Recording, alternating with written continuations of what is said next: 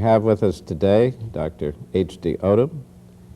And Dr. Odum, we're delighted to welcome you and to have this opportunity to talk with you about the development of your scientific and professional interests and of your intellectual career and what you're thinking about now and where your work is going in the future. And I wonder if we could start by your telling me a little bit about where you were born and raised. I was born and raised in University town of Chapel Hill, North Carolina, and my father was a sociologist. And yes, indeed, he was a very well-known sociologist. And he was a pioneer, and I think he's had some kind of overall concept of system, although in those days they call it social institutions. Do you think that he influenced you in becoming a system scientist or a general system scientist as you are today? Obviously, I was very much dedicated to him, and he used to say, go out and get some new techniques from the sciences and bring them back to the problem of humanity and nature.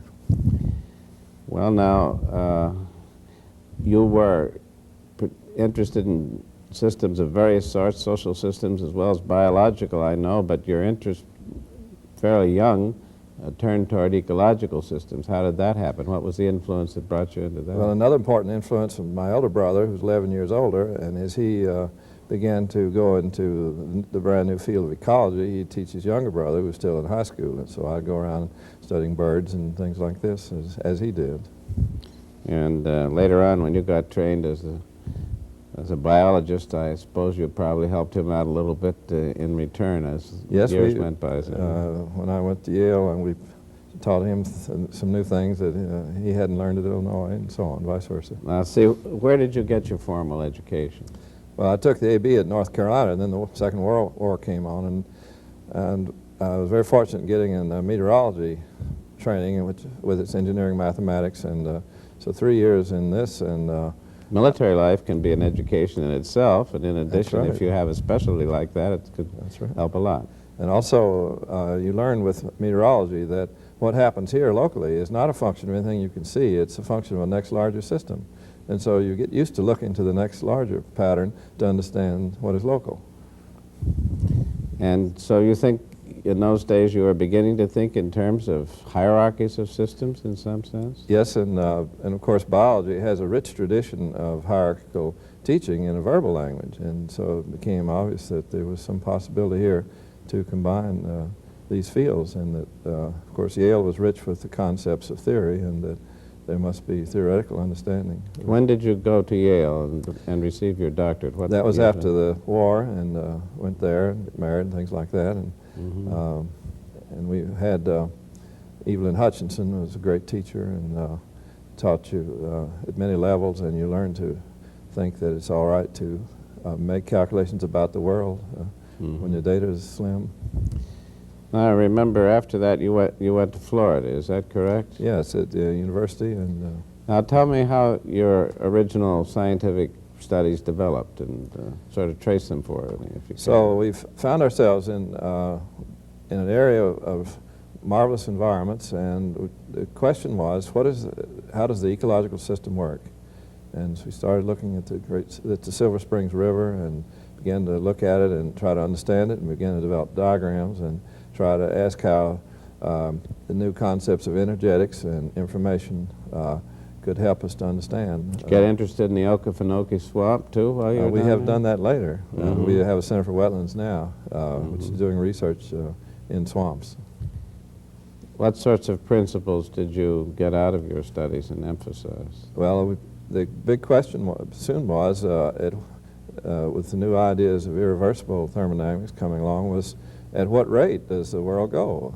And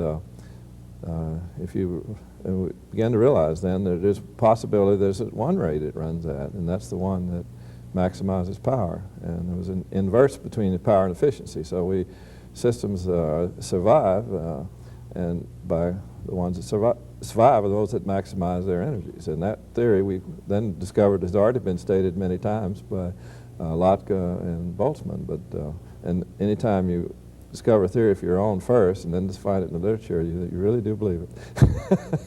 Well, I believed it too, because in my earliest systematic papers on system science, I referred to the classical article of Odum and Pinkerton.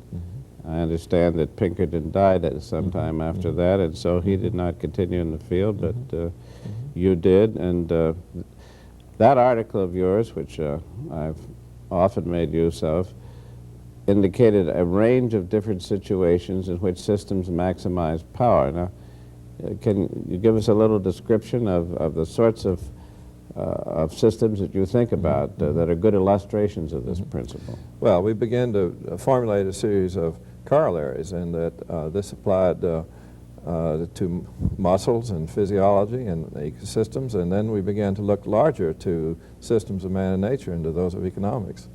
And the predictions agree in large measure with what people in these fields, but gave a second reason for things. And for example, in economics, the tradition has been to take value from what an individual wants, but we began to realize that the individuals and their free choices are the way by which the larger system of society finds the energy pattern that works. So in effect, we began to realize that we had an energy theory of value, and so this has been and also a way to predict what the national system will do, and to relate it to war and to peace and history and so on. Well, you have very wide-ranging applications in your mind then, and I can see you're dealing with the question of freedom and determinism. Perhaps your father's interest in sociology had something to do with concentrating your thinking about that. Now, actually, this principle applies, as you indicated in that original article, to non-living systems of various sorts as well. Quite right. And then we For example, what about, can you give some examples of that? Certainly. A beach also builds structure with which to improve its ability to catch the wave energy. And a fire builds a concentration of heat and feeds it back as its kindling temperature to catch more energy. So we began to realize that the essence of life, if you like, is in fact in the design of the system, and when you go to the planet, you shouldn't be looking for microbes. You should be looking for things which have autocatalytic structure and process energy in these ways. In fact, I went to graduate school. I was going to study the secret of life, you know, and then I soon found, in the midst of a biochemistry course, I said, "My goodness, the secret of life is it's a system, and there's no secret. It's just a darn good system with very good self-regulating mechanisms." And so, if you're going to study the principles of theory of systems, let's go back to one where you can see the parts, and we don't have to work so hard to get the data. And so we went back to the ecosystem then, rather than biochemical one, where it's so difficult. Well, I begin to see that you're thinking of associating these biological and non-living systems with economic systems. I think that's very important personally, and that perhaps is part of the way of the future. But there was a famous economist by the name of Adam Smith who, when he asked himself what was the nature of the economic system, talked about the unseen hand.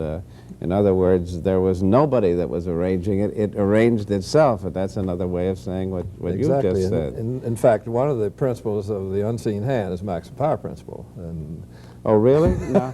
Did Adam Smith talk about that? no, I don't know. I'm a substitute that works for me. I see. Well, I thought you were going to tell me something. But there's so many things in economics. The Pareto income distribution is really an energy hierarchy principle, and so the relationship, it helps to indicate the balance between the political right and the political left, and many things that can come from understanding the way systems survive. Well, now, I have referred on my own authority, and I don't know whether you would agree or not, to your use of this principle as a cross-level hypothesis, which you have tested and found evidence for at various levels of living systems. Exactly. Would you accept that? Oh yes, we have graphs from quantum chemistry and from the stars, and almost levels in between. And I suspect that when we get around to looking inside the physical nucleus, we may find that there's a hierarchy in there also. And you know, if you should take an ecosystem and shoot it with a shotgun, you'll get a bird flying here and a fish there, and that's the way the physicists are dealing with their world in there. I think they need to look at it as a network. Now, are there quantitative differences at different levels which you can demonstrate by empirical observations or measurements about in this process of power maximization? One of the correlators that we're excited about and discussed at this meeting is the property that systems that separate their production from their consumption and pulse their consumption are the ones that maximize power. So that produces oscillations, and it's those oscillations then that have a period that's proportional to the size. So big things have long periods and little things have small things. And so this may even explain what we call noise and randomness. And so we're not so sure that randomness is the way the universe works, but you get patterns that fit statistical distributions because the way the maximum power principle causes hierarchies to form. So You have also studied the pulsing at these different levels. Yes, and of course one of the most interesting ideas is that the great production of geological process bringing fuels and minerals to the surface is followed by an intensive consumption period by humanity. Humanity can do anything because it can be reprogrammed to do anything. So it is programming itself as in the order of things to be a giant consumer. And so if it consumes its way past what we might think is good common sense, it may be serving the biosphere by getting the fuels out of the ground, circulating them, being a better geological process back into so as to set up the next cycle of production again, so that our immediate future, which is to consume ourselves up and then all the way to the bottom, may be the pattern of things. And so we're having to consider that hypothesis because it's symmetrical with other systems, that ecology systems that have pulsing of spruce budworms and grasshoppers and fire, and the spread of Genghis Khan is an example on a larger scale, things like this. Now, how do these orders of magnitude of these measurements progress from lower, less complex levels to higher complex levels? How do the magnitudes change? We don't believe there's any difference in complexity at any level. Mm-hmm. I think I learned that in doing some spectroscopy. The percent error is always the same at every concentration, and so it's a matter of we see too much. And that's why we have so much trouble at the social and ecological level. We see too much. So backing off and learning to simplify. And so we invented this energy circuit language to help do this. And now, what do you mean by energy circuit language? It's an attempt to make a network diagrams that put all kinds of fields together that combine kinetics and energetics and economics and other fields. So, and we try to draw from other people's systems languages and take the best. So we're trying to get a common language so that everybody can speak. And we've been doing that in AAAS Chautauquas, for example, where we'll have historians and mathematicians who normally can't talk meaningfully to each other, but the historian follows our diagram of culture, and that diagram is automatically a differential equation, and so the mathematician is reading it also. But again, to get back to this question of magnitudes, in the actual observations and measurements, is there a way that the higher level systems, the social systems, differ in terms of the any quantifiable aspect of this? Yes. What direction is that? How do the magnitudes differ? We use this concept of embodied energy, the energy at one level it takes to make something at the higher level. Mm-hmm. So as the actual energy goes down, as one goes up a food chain from the grass to the sheep to people to cities to our great leaders and to culture and things, when we get in that area, people say, well, there's such a tiny amount of calories there. That's obviously calories aren't correlated with value, but the energy it took at the lower level to make it is greater. The higher the value, the less energy, the more energy it took to make it. So we have this lovely paradox which mixes the public up. The more energy, the less energy. The more energy it takes, the less actual energy there is. Well, now I know that you have been interested in the concepts of entropy and information in all of this. And how do you see that these two concepts fit into your overall approach? Well, the flow of energy is required to build these hierarchies, and these hierarchies are measurable by information theory or information quantities. So since there's an energy requirement for information, and it goes up very fast as the permutations of the books in the library become more numerous. Not only retrieval, but the maintenance goes up. So the Bucky Fuller's great idea of doing more with less by just putting everything in the form of information has a limit, because the ecosystem, as we've learned just by going and studying DNA, for example, does not continually build up information. It only carries a certain amount. So if we have a lower energy period, we're going to have to choose about how much information we can carry forward. Mm-hmm. Well, now, you have said that you see the current trend to combine the concept of entropy with basic concepts in economics as a potentially promising and interesting one. Tell me what you think about this now, and about the various people that are thinking in these terms. Well, I think the energetics is going to be added to economics in due time as the ultimate determination of value. Explains why the market system makes the system effective, because it's making power maximize. And so we can do a lot with energy to combine the values of the externalities, that is the non-economy part of man and nature. And the word entropy is it's a difficult concept, and it's easier just to talk about potential energy being used and maximizing the flow of energy, although you can divide through by temperature and call it the flow and generation of entropy. And so either way, it's all right, but there's no magic in that word. Mm-hmm. There's a lot of confusion, because the word order sometimes refers to simple things of low entropy, and other times it refers to complex things which have a big difference of entropy from the surroundings. So they use order for near equilibrium and for far away from equilibrium, and the same person may do it in the same lecture. Do you think it's true that if you look at the problem of energy from the point of view of the entire Earth, that the economic issue of the future, perhaps the primary economic issue, is going to be the increasing shortage of available energy? Well, I think there's a shortage of this stored energy, and we are pulsing it and bring it down, and then we'll come back to running on a steady pattern of renewable energy. So I'm not at all gloomy. I think it's a beautiful thing to look forward to, leading the way down. We call it the green way down. But it does mean if you want the same standard of living, we're going to have to cut our population in the U.S., for example, certainly to 1/4. But that we have so many wasteful things that won't be hard. And I think the U.S. Can do a great job leading the world, but not leading them up, leading them down. Mm. You say it won't be hard to cut the population by 1/4?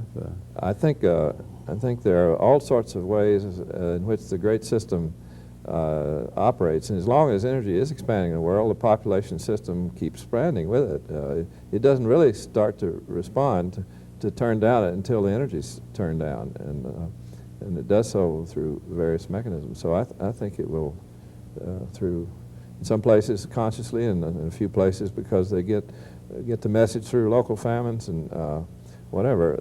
I think it will turn. It just takes one generation to get a population down. If nobody bred for one generation. What is the role of living systems, biological and social systems, ecological systems, and so on, in the utilization of energy? Is their presence on this particular Earth affecting the rate of energy consumption, and in what way do you think it's doing it? Well, there are means by which stored evolution and progress of the past is stored in such so that they act as great catalysts to make processes maximize power more effectively. Mm-hmm. So they're also the memory, the Earth's surface and the living system, both are the two memory sources of the biosphere. But the biosphere works as a unit, and human pattern is there only so long as it serves the biosphere's needs. We don't know this always, but we'll fit the pattern. If you handle the biosphere well, you'll have jobs, not vice versa.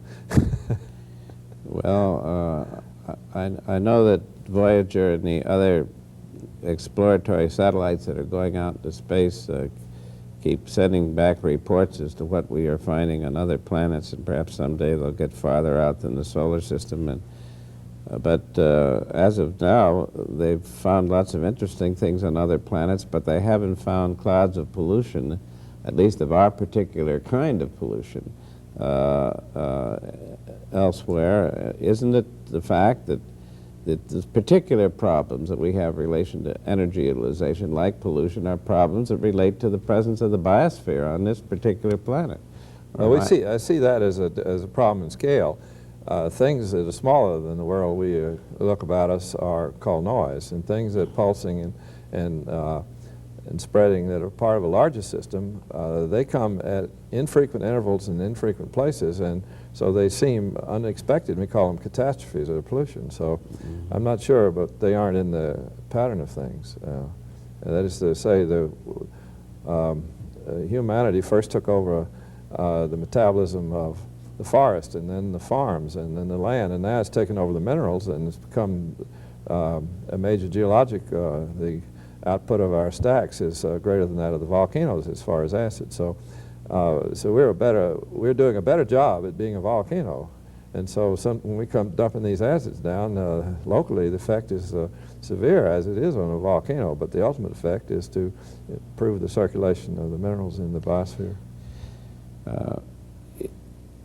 Your name has been associated primarily with this principle of power maximization, but I'm sure that you've been concerned with many other principles. You certainly don't limit your thoughts to that one particular principle. No. Our real thrust is that there's a uniformity of systems of nature, and as in your work, and we have the same aims, and particularly in this matter of hierarchy, and that so that we use energy only as one very effective common denominator in helping to combine all of the things that we recognize important. Well, I do think, now that you mention it, that we have the same aims in a number of directions. That's one. I think another one is you say you're trying to get a common language for these different fields. I don't insist on my language, and I'm perfectly happy to take somebody else's, but I do think it's important that we get a common language. That's right, and we must quit being reductionists and saying you do kinetics here and economics there and energetics there. They must all be in the same language. And I do not like to have approaches to problems such that leave out whole important areas of human knowledge, such as the biological sciences or economics or the law or physical science for that matter. And I think you're the same way, and so there are a lot of commonalities in addition to the fact that we each call ourselves system scientists. Well, now what do you see in the future? Where is your own personal research going to go from here on, and where do you think this type of research is going to go? Well, we're in an academic scene. Of course, we keep our students coming, and we try to make sure they get some founding through what we know best, the ecological system, but then in each case we try to have a general principle, such as new questions like are high-quality energies more easily transportable, or is this pulsing, can that be used to predict the future of the economy? I think energy and foreign trade, we've discovered that dollars are not a measure of the value of foreign trade. It's the embodied energies, and that countries are chipping themselves as much as 100 to 1 sometimes when they make a dollar exchange. And is that really so? Can you give an example? Example would be phosphates sales from Florida. The embodied energy, the work that nature did in generating the phosphorus, and it will have to do when it's gone in those storages, is 29 times more than the dollars we receive for it in the energy equivalent. So if you keep it and put it on your own soils, you'll stimulate your economy 29 times more than if you sell it to somebody else and buy their dollars and get fuel with it. Well, are you making recommendations to the appropriate government officials that they reprice the DOE cut us off from they supported AEC, and the ERDA and DOE supported us for 15 years, and then they started making these kind of recommendations which were against their policies. They cut us off. This disturbs the bureaucrats in the Department of Energy then, doesn't it? Well, I think then there's, the way that works is, but then the next round, bureaucrats are more willing to look, and I think they're ready now to realize that there's a real world of energy controlling their future. What other major future scientific approaches do you think are going to be promising and valuable?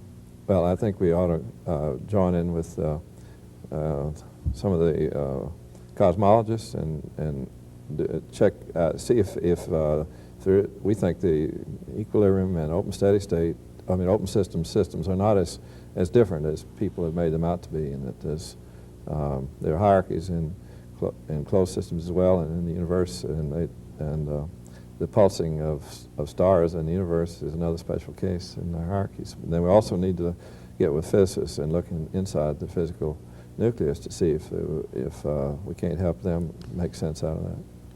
Well, nobody could accuse you of having less than fully ambitious goals if you go the whole way from the nucleus of the atom and cells, ecological systems, to the entire cosmos. But I think that's justified, at least in the light of the people that I find referring to your work, because there certainly are a wide range of disciplines that are now referring to your work far beyond ecology.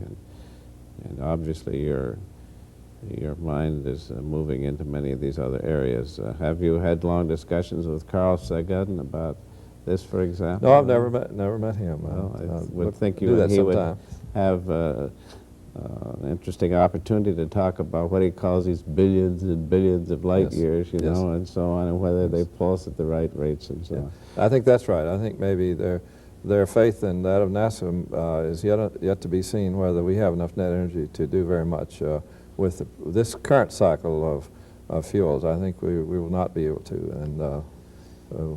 and we better, some of the nonsense about energy processing through satellites and so on. Our net energy concept, by the way, is one of the practical things that has been picked up by the federal government. There's a law written, Senator Hatfield, based on our work. So. Well, Dr. Odum, it's been a pleasure to talk to you, and it's really fascinating. I'm sorry we have to stop now, but we've gone over a very wide gamut of things, and it's interesting to see that you are just not talking in terms of theory. Far from it. You found hard data to indicate the fact that there are these cross-level formal identities or similarities which are significant. It's the real world that counts, and our idea is just to help us understand it. The real facts are out there. We have to always check. Right. We're glad to have you with us. Thank you.